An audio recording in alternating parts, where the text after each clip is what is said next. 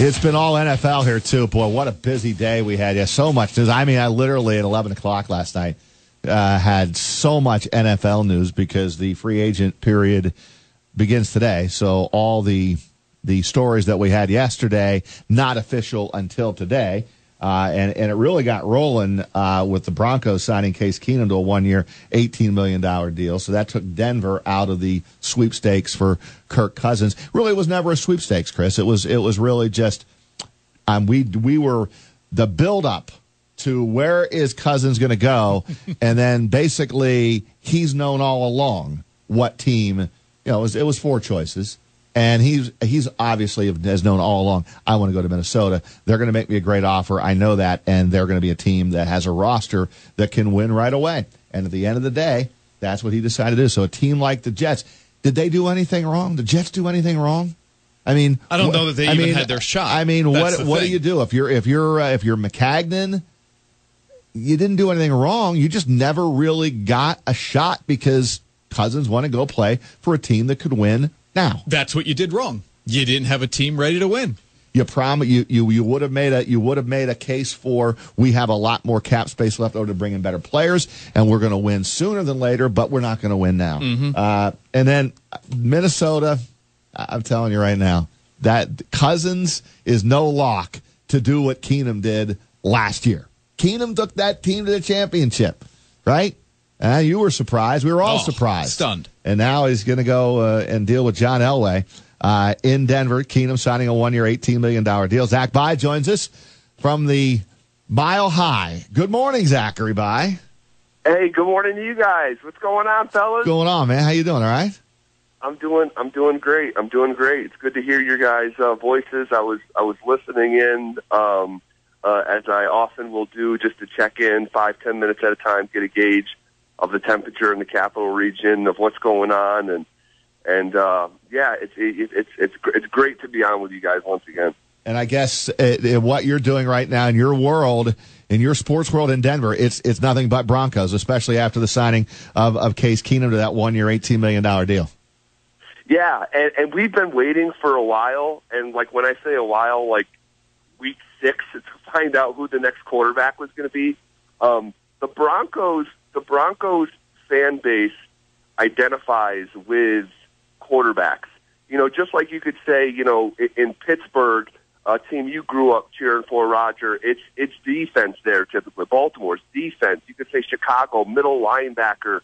But for an organization that has had 2 of probably the 5 greatest quarterbacks to ever play the game in John Elway and Peyton Manning, come there, win MVPs, win Super Bowls, the fan base just identifies with that position, and they kind of hang their hat on that. So when you roll out Trevor Siemian, Paxton Lynch, and Brock Osweiler all in one season, the fan base just didn't know what to do. They didn't know the direction. And, growing up on the East Coast in Albany, you understand that the Broncos are a prideful organization, but I didn't really quite understand the success rate of the Denver Broncos. The fact that since, think about this. The Broncos haven't had back-to-back losing seasons since 1972. Take a step back and think about that. They have not finished 7-9 in just 2 straight years since the early 70s when, Gerald Ford was the president. So to have a 5-11 season, the fan base is just so confused, and the one thing that they know was, we got to get the quarterback right. And I think Case Keenum, and I know some folks will disagree, I thought he was the best combination of price point and performance. You're only paying him $18 million a year, and the guy just had a terrific year. I heard you just referencing it. And I've heard some folks say, hey, it was, one decent year. It wasn't just a decent year. He completed 68% of his passes. If you did that for a career, it would be number 1 in the history of pro football. He had a better than 3-to-1 touchdown to interception ratio. If you did that for a career, it would be second best all time. So I think the Broncos got themselves a guy that can get them back in the conversation to win the division and be back in the playoffs. So, Zach, you think that's Keenum was the guy they were targeting all along? How much interest did they have in Kirk Cousins? Because my prediction is John Elway will figure out a way to get Kirk Cousins to Denver. Yeah, Rod, that's what everyone around here thought, that, like, hey, John Elway has missed a little bit in the draft for sure, but look, he landed the biggest free agent in the history of professional football when he got on that big private bird and went pick Peyton up, and he commits to Denver, and they go to Super Bowl 48 and lose, and they go to Super Bowl 50 and win. It was like, John Elway, he can close you a free agent. He can get you a Keith Talib. He can go close Emmanuel Sanders. But at the same time, John Elway is in a position, a real fickle position right now, where a lot of his equity built up in the community has been slipping a little bit just because of the poor draft history and the inability to get the position right that he played. Like, he drafted Brock in the second round, didn't work out. He moves up in the first round and drafts Paxton Lynch, it didn't work out. And I think he felt that he was not going to get Kirk Cousins. That's my gut. Now, they're saying they never gave him an official offer, and I believe that, but that doesn't mean they never had interest. And I felt like that their gut said Minnesota was going to get him, and the more time you wasted on a free agent that you weren't going to land, the more time you're wasting on other free agents that could be walking out the door, like a Case Keenum, to Arizona. So the fact that they switched up on the fly and said, you know what, we're going to make Case Keenum the priority, Kirk Cousins can go kick rocks and take his film crew that's following him around right now as he's trying to build a brand, and he can go to Minnesota, and they can pay him full guaranteed money. We'll sign Case Keenum $18 million per year. It's one of the most team-friendly contracts I've seen with a quarterback in some time. Zach By with us, and you don't need me to run down all of his legendary Scotia credentials. A longtime friend of ours and colleague, of course, as well, now killing it out in Denver in sports talk. Zach, so all that said, is Elway done? Because he's at Baker Mayfield's pro day today. He's got the number 5 pick in next month's draft, and it is just a 1-year deal for Case Keenum. I get that franchise tags exist beyond that, but do you think Elway is done here? I think he's done with the big names, and put this in your back pocket. John Elway is acting like they still have real interest in one of these young quarterbacks. I think that is a total smokescreen. And this is the time of year, we have a guy at our station, The Fan in Denver, that calls it the season of lies. And that's what I think you're seeing right now. I don't think John Elway has any interest in drafting a quarterback with the 5th overall pick.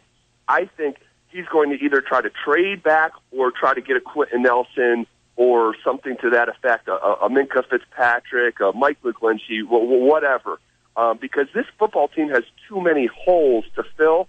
And the fact that Elway has checked off the quarterback in free agency, I think he needs just a playmaker in one regard or another. And the reason I say that is because we talked to him at the Senior Bowl, and he says, look, if you draft a young player, you got to play. He did not like how his 2 coaching staffs handled the Paxton Lynch situation when they drafted him in the first round, and he's arguably ruined. I mean, he is just not ever going to have success in the league, I don't think. And I don't think he wants to take that gamble again. So I think this is a smokescreen. I think their quarterback position is handled, and I'd be shocked if they took a quarterback at 5 because if you do that, guys, you're then choosing you're either going to pay an $18 million quarterback to sit, or you're once again going to repeat the sins of the past and sit a top-round quarterback. And you've done that the past 2 times. It just doesn't make sense to me. I'd be shocked if they go QB. Zach By with us here on Big Board Sports, Zach, in addition to the NFL craziness. And yesterday was a crazy day, all kinds of NFL news. We do have the start of the NCAA college basketball tournament tomorrow. I'm assuming you're working and not taking the day off and going out and watching first-round games. But who do you have in the brackets here going to the Final Four, and who's your national champ? Have you done any of that? Yeah, I've done it. I'm still trying to figure out what seed Siena is. I can't find them on the bracket, but I have Villanova taking it. I think they're the most complete team in college basketball. But I have my championship, Michigan and Villanova. Purdue, I loved earlier in the year. Duke, I still love, but I don't know how good they are defensively over the course of a game that matters. and Virginia just lost their sixth man of the year to a broken hand, and I had them in the Final Four. I'm thinking about taking them right out. They could lose to Arizona in the Sweet 16. So, it's crazy, man. I have no idea. You see how crazy the college basketball is, and no better example. I mean, can you believe that UMBC is the champions of the American East? Are you kidding me? I tell you what, Zach, they are so much better, too. I mean, so much better coached. I will say that. Odom has done, in 2 years, that team is now well coached. They built a brand new facility, and I didn't make that road trip this year, but you and I have been there in the past, and their facility is okay. They have gutted it, brand new facility. A lot of money going into the basketball program and facility-wise, and I think they may be good for a while.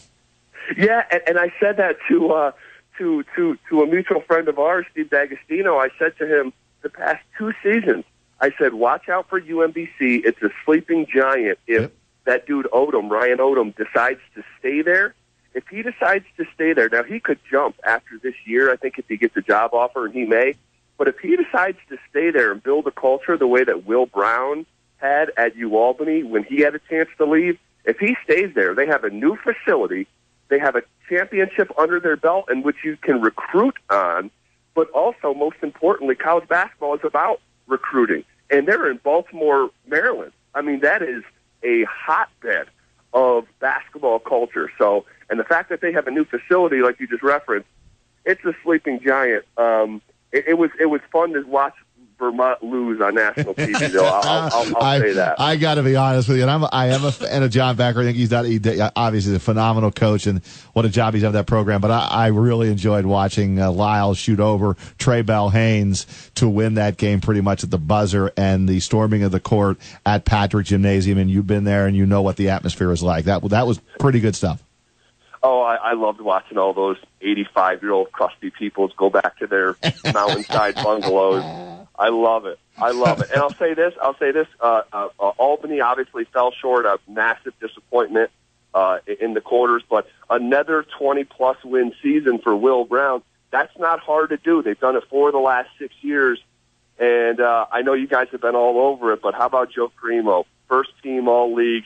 He's already got 1,500 points before he even goes into his senior year. It's really incredible. I think he's going to be preseason player of the year next season. I have no doubt. The only thing I just root for like crazy, and I hope it happens, we got to get Joe Cremo's act to the NCAA tournament.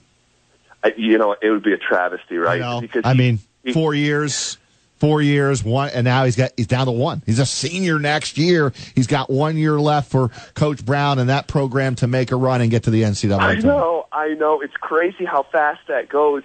And Joe is on pace to be one of the great players in the history of the school, but you can't put him side by side with, and this is me for coming who, I just love the kid. You can't put him side by side with someone like Jamar or some of these other guys that won championships. But I think, that being said, next year I think is the year to do it.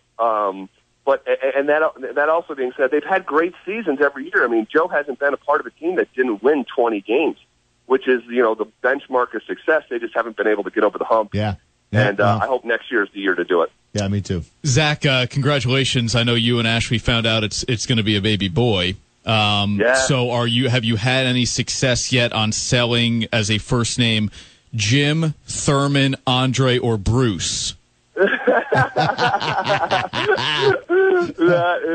is funny. No, we are just kicking around names right now. I'm just so excited. It looks like we got a healthy baby boy on the way. Ashley's about 22 weeks pregnant, so we just keep on hoping that everything turns out healthy, and pretty soon that little guy will be in your guys' arms this summer at some point. So get ready. Oh, I'm ready. And then when we're done, we'll get right back to you. Exactly. As soon as he starts crying, back to you. Go see Daddy Zach. Yeah. And then we'll all be turning to Ashley and saying, handle that. Oh, yeah, no doubt, because we'll be on the golf course. We'll be on the back nine drinking Miller Lite. See how that goes over. Yeah. Hey, guys, let me just say one more thing, because I know you guys got a break and we got to go, but I just want to say one more thing. A huge shout-out to the College of St. Rose, my alma mater, 22-win season, back in the NCAA tournament. They get a tournament win, and you guys know well that Brian Bury, the Hall of Famer, wasn't around this year, and he can do whatever he wants. If he wants to come back, that's his program. But if he does not want to come back, and that school does anything but hire Mike Perno as the head coach, and I'll tell you what, they have one of the bright young basketball minds in the Capital Region, Shaber Mirsky, who you made a Channel 13 All-Star years ago and is one of the best shooters I've ever seen. He's the assistant coach here now. That program is in great hands with those two guys, and I hope the administration at St. Rose does the right thing and hire those guys, because if they don't, you'll never see me at another St. Rose game again. I don't disagree that if Coach Bury, for whatever reasons, decides he is not coming back, it's got to be the exact scenario that you just said, Zach. No, I'm with you 100% on that, man. Hey, thanks for a few minutes, Zach. Have a great show in Denver today, all about the Broncos, I'm sure. And we'll talk to you soon. Let us know when you're coming into the 518, all right? Oh, absolutely. I love you guys. I think about you guys all the time. Not a week goes by where I don't think about you guys. So thank you so much for having me on again, and hello to everyone back home. Can we get Stokely next time? Yes. Ask them whatever you want. Whatever you want. Thanks, Zach. See you, buddy. Take care. See you guys.